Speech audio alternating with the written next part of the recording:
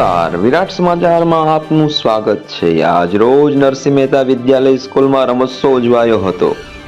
તળાજાની મધ્યમાં આવેલી અને રાધે કૃષ્ણ સોસાયટીમાં આવેલ બાળકના ભવિષ્યની ચિંતા કરનારી નરસિંહ મહેતા વિદ્યાલયમાં બાળકના સર્વાંગી વિકાસ થાય એ માટે દર વર્ષની જેમ આ વર્ષે પણ રમોત્સવ ઉજવાયો હતો, જેમાં બાળકો અલગ અલગ રમતો જેમાં કબડ્ડી, ખોખો, દોડ, લીંબુ ચમચી, લોટ ફૂંકણી, ફુગ્ગાફોડ વગેરે રમતો છે એ રમાડવામાં આવી હતી।